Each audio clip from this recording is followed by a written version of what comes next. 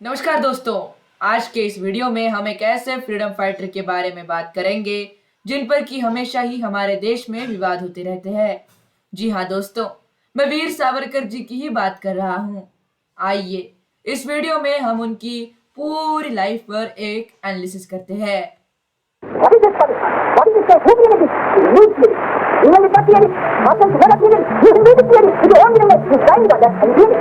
सावरकर माने तेज, सावरकर माने त्याग, सावरकर माने तीर, सावरकर माने तलवार। मैंने जवाब दीजिए, इस सवाल का तो आपने फेंक दिया क्या?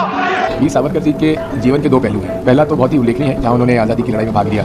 दूसरा पहलू है जब उन्होंने माफी मांगकर वो वापस लौट कर आए। दोनों पहलू पर भी हम लोग को विचार करना चाहिए। ये वीर सावरकर के ही संस्कार है जो राष्ट्रवाद को हमने राष्ट्र निर्माण।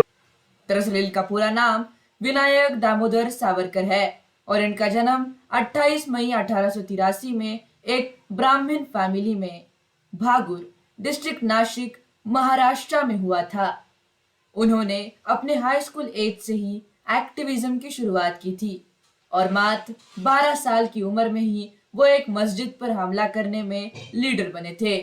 1903 में विनायक और उनके बड़े भाई गणेश ने मिलकर मित्र मेला की स्थापना की, जो कि बाद में यानी कि 1906 में अभिनव भारत सोसाइटी बन गई। शुरुआत से ही उनके उद्देश्य ब्रिटिश रूल को खत्म करना और हिंदू प्राइड को बनाए रखना यही था। अनलाइक दूसरे फ्रीडम फाइटर्स की तरह उनका गोल सिर्फ इंडिपेंडेंस मिलना यही नहीं, बल्कि हिंदू प्राइड बनाए रहे ये भी था।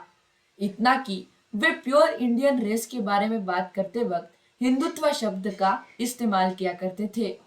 शायद इसीलिए ये हमेशा ही विवाद में रहते हैं।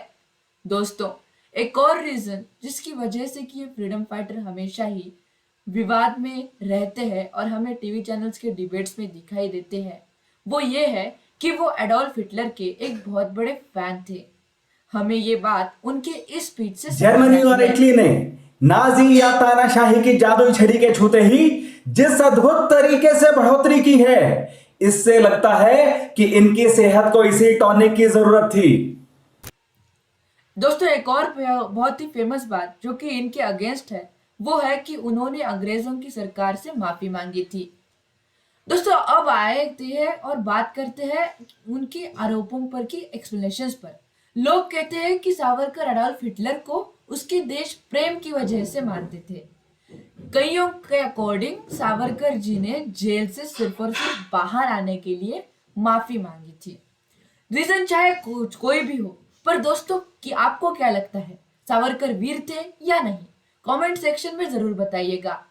मेरी राय में तो सच चाहे जो भी हो, मगर जो आदमी अभी जिंदा तक नहीं है और जिसके ऊपर की डिबेट्स करने पर हमारे इंडिया का कोई आधा से आधा प्रॉब्लम भी सॉल्व नहीं होता, उस पर पॉलिटिक्स करके हमारे देश के बड़े मुद्दे जैसे कि अनएम्प्लॉयमेंट को ढकने का काम हमारे पॉलिटिशियन और खासकर टीवी चैनल्स ने नहीं करना चाहिए। धन्यवाद। वीडियो इंफॉर्मेटिव लगा तो चैनल को सब्सक्राइब करना बिल्कुल भी मत भूलिएगा।